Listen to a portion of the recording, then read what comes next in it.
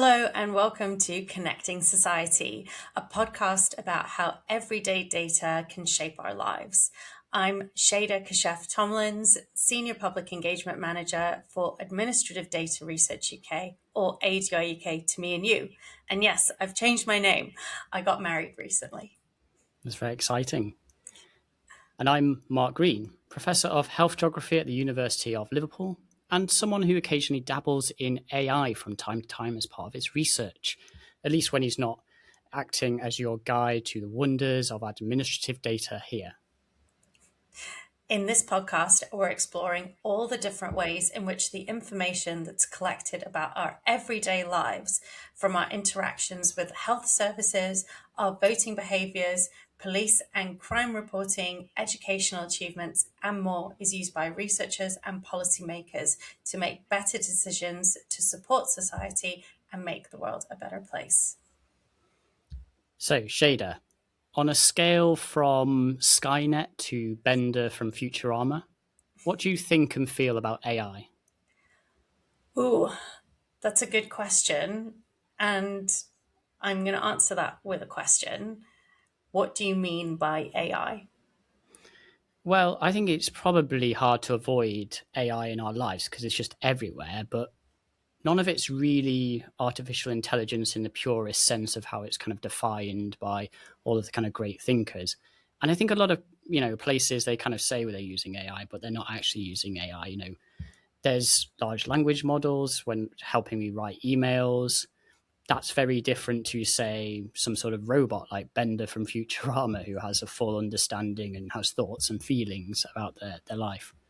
So yeah, thanks for deconstructing my opening gambit. Yeah, well, I had to, because you raised some really important points there, that there's a spectrum of what AI is. There's a huge range of different things that we might think about when we think about AI. And it's really important to get that shared understanding before we can have a constructive conversation about it. And with that, I'm going to pass on to our interview where you spoke to two AI experts from the Ada Lovelace Institute. Take a listen.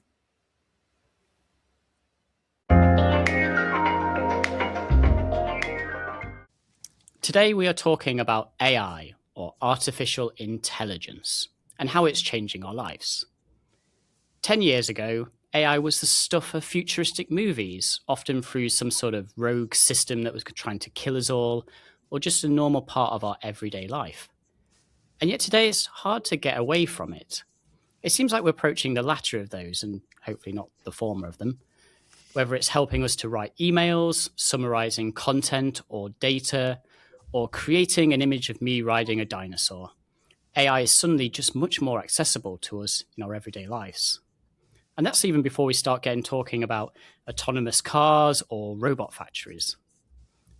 As the day-to-day use of AI becomes embedded in everyday life, is the public being brought along for the journey? Or are you at risk of being left behind as progress far outstrips our ability to understand and decide what we want? To help us explore these issues, we have two excellent people from the Ada Lovelace Institute, which is an independent research institute with a mission to ensure that data and AI work for people and society. I'm pleased to welcome to the podcast Eleanor O'Keefe, who is Public Participation and Research Practice Lead, and Roshni Modhvadia, who is Senior Researcher at the same institute. Welcome to the podcast, both of you. Thank you so much. So can you tell us a little bit about yourselves, your roles, and how you got into this? Eleanor, so we start with yourself. Right. So a long story. So I trained as a historian, but my work that I've done since doing my PhD has sat across disciplines and between academic and independent research organisations. And I've worked on topics ranging from the First World War, memory and commemoration, to digital memorials, virtual pilgrimage, and the impact of the pandemic on how we mourn and remember. So I have a sort of eclectic portfolio of work, but I think what unites it is that sense of deep interest in how people and societies navigate these huge moments of profound change, structural change, and how people make sense of that upheaval and how they do that individually and as families and communities and as a polity, I guess. So that's what brought me to technology and to public participation, because these transformations are, particularly in recent years, have been incredible, and they're social and cultural as well as technical. That's really brilliant, and it's so great to see such a varied background and how it all kind of leads to this point. Roshni, how about yourself? So I've been with the Ada Lovelace Institute for the last 3 years. And I guess what kind of drew me to this role is an interest in research methods, in data, and using evidence to really inform policy, and thinking quite carefully about inequalities in society, and where kind of social research plays a role there. So I was really drawn from that side of things. Super. So what's really fascinating about your work, your collective work, is that it's really hard, I think, sometimes to get an understanding of how the public feel about an issue, because the public have such varied opinions. You know, I just have to say the word scone, and I'm sure most of our listeners will get upset because I haven't said scone or something like that. So how do you go about like measuring public attitudes and perceptions around AI?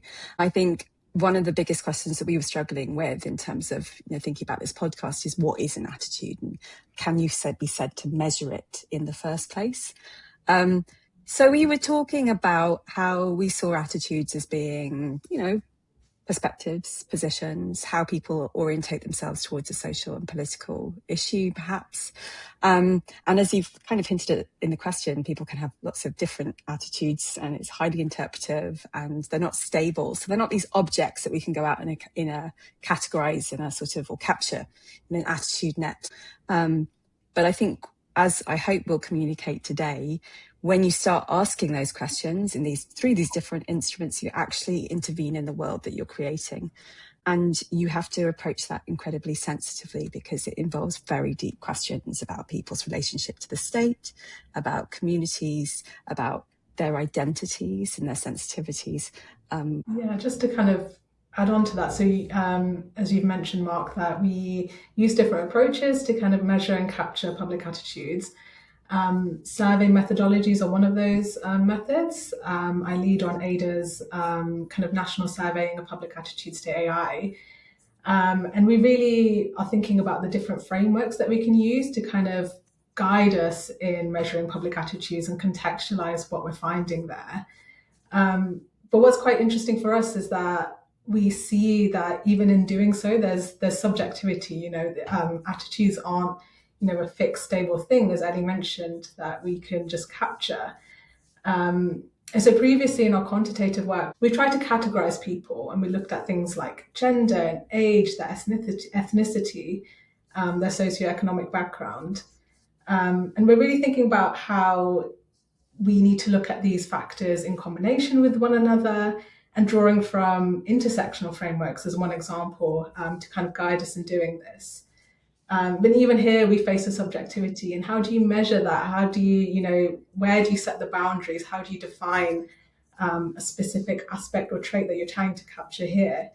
But we think this is really important because it kind of bridges that gap between kind of policy and people in a more equitable way. So really thinking about kind of equalities, justice, and those important kind of frameworks as well.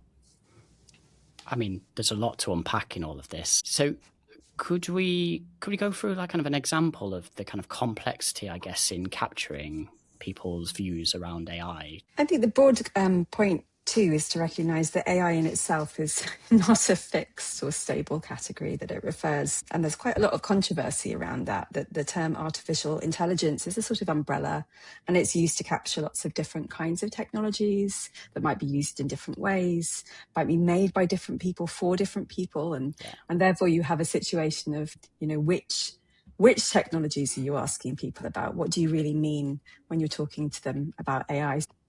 So we're really thinking about the different contexts where AI can be applied. I think, especially now, there's a tendency to really think of AI as this homogenous thing that's really difficult to define. And we see that in research as well. People are asked quite broadly, how do you feel about AI? Are you optimistic? Are you pessimistic? Are you excited? Are you scared?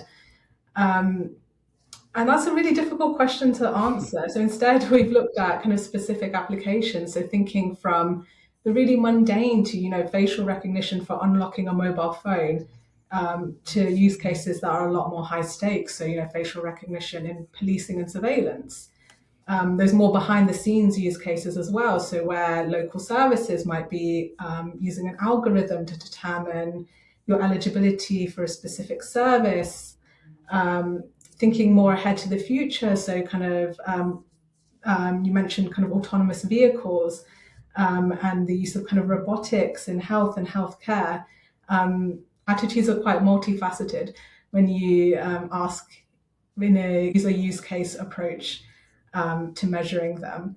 And I think health is actually a really interesting example here, because we found that in the latest iteration of our survey, that attitudes towards kind of the use of AI in health and diagnostics, so using the example, for instance, of kind of cancer screening and imaging there, people can really see the potential benefit of this application.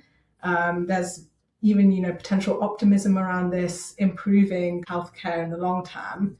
But then when we go to kind of applications in that more one-to-one delivery of care, so things like healthcare assistance and potentially the use of robotics there, or mental health support and the use of large language models and chatbots, there's a lot more apprehension and kind of worry about replacing professional judgment, concerns around, well, what happens if something goes wrong, and that loss of human interaction there, which I think is quite interesting. Yeah, and there's big questions around ethics in all of this, so particularly like what happens when something goes wrong, who is accountable for these things that I think are just very challenging, and we probably haven't really worked through some of these issues, and the pace of change is just so fast. If we go to like a specific use case, I think one of the things that's kind of really accelerated in very recent in the last few years is large language models and the sort of classic chat GPT type interface. Do the public like that? I mean, we've done a bit of focus group work with researchers on this, and researchers have very different views about large language models. Some of them really like them, some of them really hate them, and it really kind of struck to me just how much variation there is in something, just this new technology, and that makes it quite challenging for thinking about how we implement tools that might make good uses of these technologies. So is that the sort of thing we see in the public, or is it they're kind of very different? So we did look at large language models in our most recent iteration of the survey work, and we found, firstly, quite perhaps unsurprisingly, really large levels of awareness of these tools amongst the general public, particularly given that this is a new technology that's emerged in the last couple of years. And we're seeing relatively high levels of self-reported usage of these tools across a range of tasks, from, as you've mentioned, kind of writing emails to supporting job applications or searching for kind of recommendations. But there are real differences when we're thinking about the different publics that we're working with in terms of, in terms of where the red lines are in terms of how we use these tools. So one example is that we oversampled deliberately in this work people from lower income households.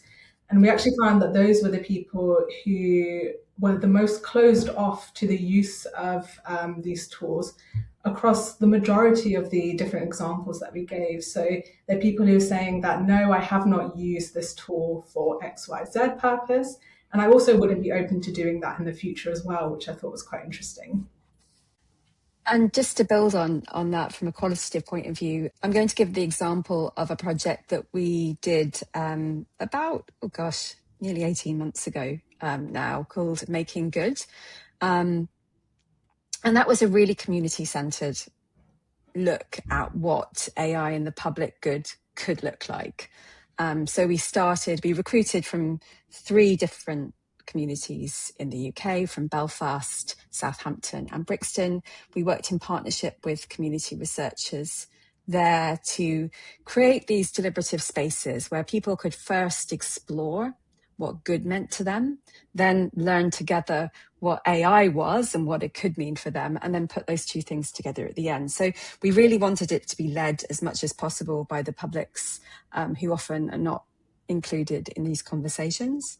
And what was really striking about that was, because you're spending quite a lot of time with people in these spaces, in these workshops, and getting to know them and their uses, you actually see not only the deep ways in which LLMs can be embedded into people's lives, but the benefits of them, and also how diffusion happens. And because that's what we saw happening in real time.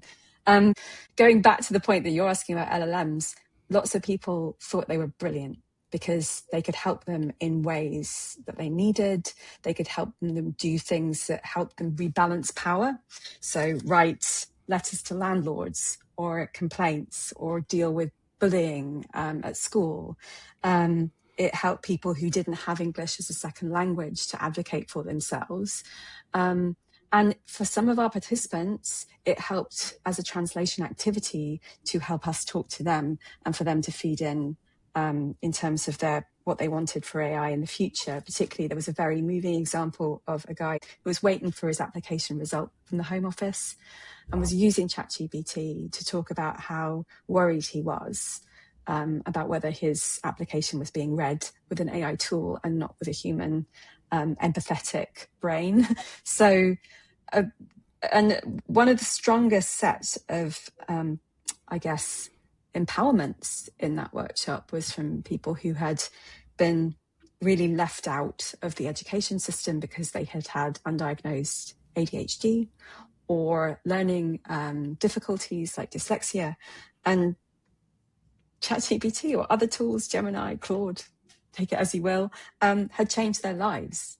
That wasn't a case of having to write an email for half a day because you have to concentrate on how to put, the words in what order and recheck and spell check and all of this kind of stuff. It had changed their lives. It had made work a possibility in ways it hadn't done before. I mean, what I take away from that is the equity side of things is really important in the work that you do. And it's looking about how these attitudes and the use of technology varies across different communities, and also how the equity issue isn't necessarily so obvious. So it really speaks to, against this diversity and getting very messy in a kind of complex world of actually understanding how people interact and not just taking a one-size-fits-all approach. I think I'd probably get in trouble from Shada if Shada was here, because I haven't mentioned about administrative data yet, and we are an administrative data podcast. From both of you, I mean, do you see much in that kind of field and your conversation that you've been having, or the kind of data in your surveys around the kind of use of administrative data or public data and people's concerns or worries or the excitement they have for the possibilities around AI and kind of associated tools? We haven't looked explicitly at administrative data or public data in some of our recent projects, but we have touched on this. And when we're looking at kind of public sector applications of AI, so not strictly administrative data, but these are organizations that are working with administrative data. Firstly, there's kind of low awareness of how AI might be applied in those sectors. An example is that we looked at kind of public attitudes towards the use of local authorities using algorithms to determine eligibility for welfare benefits. So very low awareness that this is something that local authorities could do, paired with quite high concern around what this might mean for kind of equalities and outcomes, kind of going back to that point of accountability and who do you go to contest a decision that's been made. Yeah, and I think building on that, what our qualitative work shows that's relevant to that question is that when people feel that data and AI technologies are joined, from the public sector or in from administrative data, if it aligns with their visions for public good, or if they see it's in the public interest, there generally is a lot of acceptance and understanding that this is a good use, I guess. It is where there is disconnect, where there is seen to be a profit motive, or overly commercialized imperatives that drive these tools, that people start to lose their trust in the purpose and its value to them. So that's probably a key thing to take forward from our qualitative research, that there is understanding, but it's not unconditional, and it comes with caveats. Yeah, and I think a lot of what you talk about isn't necessarily unique to AI, but what Ada UK and also broader conversations around data. And it's just about, we've got to bring the public with us in how we're using data safely, securely, and appropriately, whether we're using AI or not. These are much broader conversations that are really, really important, because as soon as you lose that trust, then you never get it back. So the Ada Lovelace Institute has recently published some work looking at the use of an AI transcription tool in local authorities, a tool called Magic Notes that has been procured by quite a few authorities in England. And it's being used by frontline workers to kind of in social care settings. And what's quite interesting about this is that when we're thinking about public attitudes, we need to remember that we're not just looking at the general public, whatever that means, but we also need to work with kind of frontline workers and the people actually using these tools, to understand what their impacts are and how they're kind of changing the way that they do their jobs, or, where the potential benefits might lie in these tools, if at all.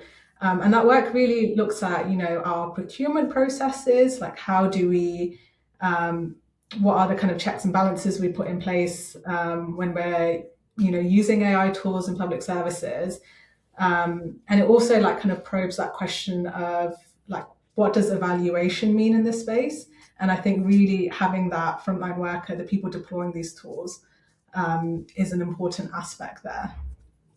Oh, and okay, I've got one more question, because I know that Ada Lovelace Institute does some really good stuff around public engagement and doing it in a meaningful way, and that itself can be really powerful in a way of mitigating some of the risks around lack of representation or inclusion in a lot of this work. So would you mind just telling us a bit about the great work that Ada is doing in this space? So Ada looks after its mission in a number of ways. Its mission, of course, being to make data and AI work for everyone in society. And the way we do this is by, lots of ways. Participatory research is really important. So areas that Roshni's talked about, the survey, and looking in or working with communities in different ways too. So I gave you the example of the Making Good project, which was very community focused.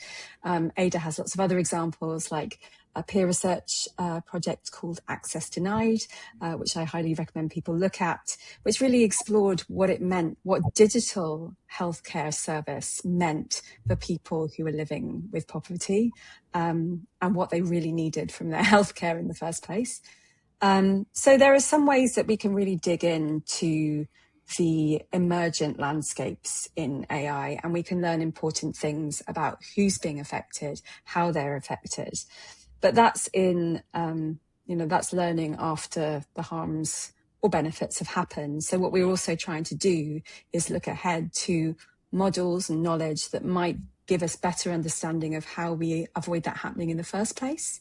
A really good example of that is some work called Participatory and Inclusive Data Stewardship, which really tries to wrestle with the landscape of what a sort of stewardship mechanism or model can do to help people gain better control, better understanding, better safeguarding of their data, to make data sets more representative and reflective of community needs, to ensure that harms are delimited. So that's another route. We're about to advance a course of work around recourse and repair and what that means in relation to different AI harms as well, which will dig into a new set of models and expectations for what the public want. So all this work flags bugs in the landscape. It shows what's not happening. It can help to identify where the risks lie and where the risks come from. We can try to use it to help build better systems and improve, and contribute to a wider research ecosystem of other people doing similar or adjacent work, to work in good neighbourly ways with other research organisations. So hopefully that in those ways we can provide what policy needs as well as what industry needs, and different set of perspectives into the mix in doing so. That's really, really, really interesting.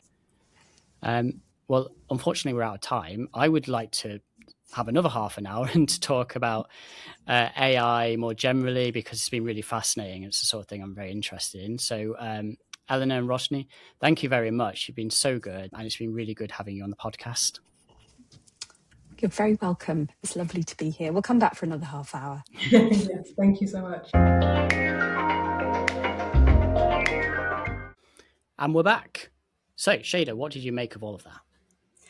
Well, I thought that was a really interesting conversation. And I mean, there was a lot, but Yeah. I think the main takeaway for me is that public attitudes towards digital technologies, although probably towards anything, but digital technologies in this example, are multifaceted and not monolithic. So much goes into why we hold a certain kind of belief, and things can change with new information or between different contexts. So I really appreciated Ellie and Roshni speaking about the different frameworks and approaches they use when talking to the public about AI, for example, rather than, I think, what did Ellie say? Rather than fishing with an attitude net. I thought that was really good. Yeah, and I think it's all about giving the public a voice in this, because there's such nuance to the different views and attitudes and opinions around AI and data. And if we don't engage with as many communities as possible, we're going to build systems that don't work for everyone, or work very poorly potentially for some communities rather than others. And that's a real tricky balance to get at the minute, because a lot of this is new. We don't know how to use or handle it best practice, and we're sort of finding our feet as we go along. Yeah, definitely. And I think there's sort of two things in what you said there. I think nuance for sure. It's like every time I engage with a member of the public about admin data, for example, it's so important to have that shared understanding of what we're even talking about when we say admin data, before we can even talk about, like, what do you think about it, or how should it be used. And I thought Roshni and Ellie did a really good job of pretty much saying the same thing about AI. And then the other thing you said around making sure that whatever you're making works for everybody, or at least the people it's designed for. And just as important as talking to members of the public, especially those who are going to be impacted by it, I think someone on the pod made a really good point about how you should talk to the users, or like the practitioners as well. And there's no point creating this amazing thing if the people who are supposed to actually use it can't, or don't want to, or Yeah, and I mean, some of the AI stuff excites me. I like the idea of being able to really rigorously engage with admin data in a level of detail before, but some of it kind of worries me that it just all goes on autopilot, and without kind of expertise and humans who have built up a lot of understanding around some of these issues and how we best use admin data, that we end up relying on AI and forgetting the human in all of these kind of decisions and research in general. So I'm a hopeful skeptic, shall we say. I could keep going, but I think we're out of time, unfortunately. So we'll have to save that for another podcast, maybe next year. That's right. Thank you so much for tuning in, for listening and watching. Until next time, stay curious about how your everyday data shapes society.